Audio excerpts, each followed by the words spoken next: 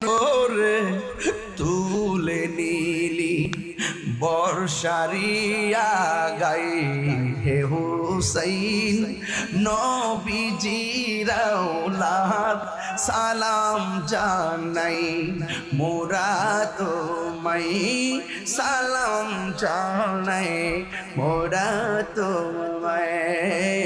ইমাম হুসাইন রাদিয়াল্লাহু তাআলা আনহুর যখন কারবালাই যে জবাই করছে সে কি বলে জানেননি? কয় আমি যখন ইমাম হুসাইন রাদিয়াল্লাহু তাআলা আনহুকে জবাই করলাম, দেখলাম মাথা মুবারকটাও কথা কয়, দেহ মুবারকটাও কথা কয়। মাথা মুবারক কয় লা ইলাহা ইল্লাল্লাহ মুহাম্মাদুর রাসূলুল্লাহ সাল্লাল্লাহু তাআলা আলাইহি ওয়াসাল্লাম। দেহ মুবারক কালিমা পড়ে, মাথা মুবারক কালিমা পড়ে। বন্ধু, ইমাম হুসাইন রাদিয়াল্লাহু তাআলা আনহু যখন কারবালার জমিনে শহীদ হয়ে গেল, ও বন্ধুগান আমার, উম্মে সালমা কয় আমি স্বপ্নে দেখলাম আমার নবী আমার ভাঙ্গা ঘরে হাজির হয়ে গেছে। আমার নবী আমার ঘরের ভিতরে আসিয়া আমারে ডাক দিয়া কই, উম্মে সালমা তোমার কাছে আমি একটা বোতল দিয়া গেছিলাম, এই বোতলের ভিতরে কিছু মাটি দিয়া গেছিলাম, মাটির অবস্থা দেখো না।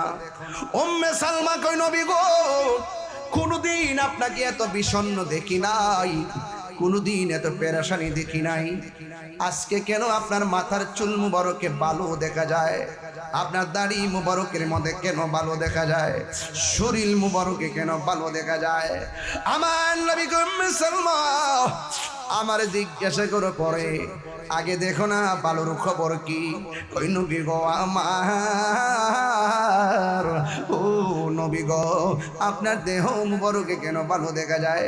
আমার মন তো ঠান্ডা হইতেছে না, আমার মনের ভিতরে তো হাজার প্রশ্ন জেগে উঠেছে।